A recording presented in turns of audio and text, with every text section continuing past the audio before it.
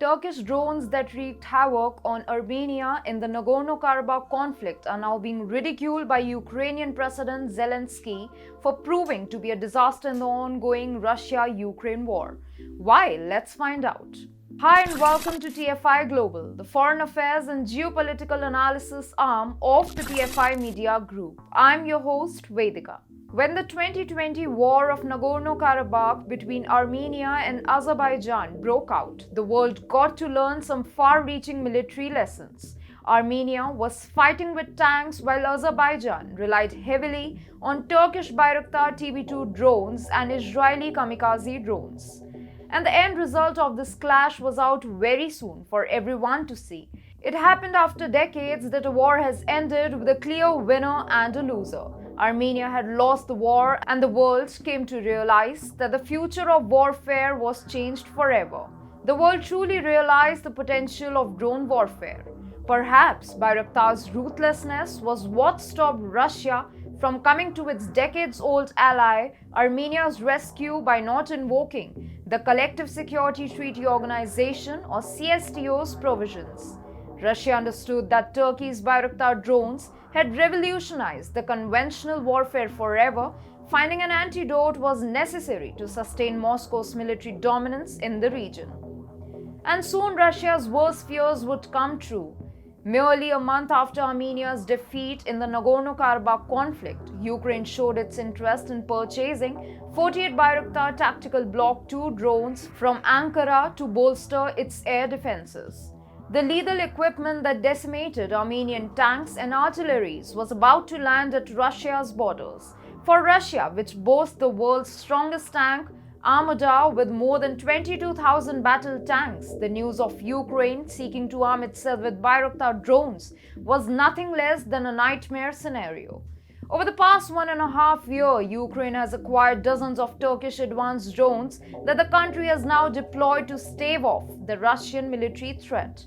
But suddenly, Turkish drones are now proving to be a damn squib in the ongoing Russia-Ukraine military conflict. Although various media outlets have reported that the Turkish drones have successfully been striking the Russian military very hard, Ukrainian President Volodymyr Zelensky's recent statements suggest the exact opposite. Defense View reported on 25th April that the Turkish advanced drones failed to play a decisive role in the Russia-Ukraine conflict. Zelensky himself said that Bayraktar drones didn't affect the end result of the war. With all due respect, those or other drones can help, but do not affect the result because there is a history of missiles, artillery, air defense, Zelensky said. The media report also revealed that the glorification of Turkish drones throughout the Russia-Ukraine crisis could be a part of Ukraine's disinformation warfare against Russia. Also, videos being circulated on the internet showcasing Bayraktar's assault on the Russian forces are videos of a single attack from different angles.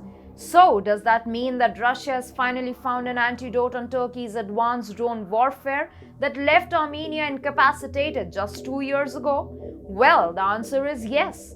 Russia has spent the last 2 years decoding Bayraktar's specifications through the experience that it acquired by fighting off the Turkey-backed government of national accord in Libya. The Bayraktar was used 2 years ago in Libya by the Turkey-backed government and proved successful in conducting precision strikes, but went unsuccessful when providing close air support for ground movements, as the system was susceptible to air defense. Mauro Gili, senior researcher in military technology and international security at ETH Zurich, said that drones like the TB2 are vulnerable to anti-air defense systems. To be effective, they need to be employed in a savvy way in coordination with other electronic warfare systems that blind enemy radars and through appropriate tactics. A Qatar-based portal known as Al Jazeera quoted Mauro Gili as saying that against capable enemies, these technologies and tactics might not be sufficient. In Libya, Russian forces figured out effective ways to counter Turkish tactics and shoot down their drones. The same has been observed in Syria and Nagorno-Karabakh. So, it can be said that Turkey's Bayraktar drone warfare is not invincible any longer. And that's what has now made Zelensky super jittery and anxious.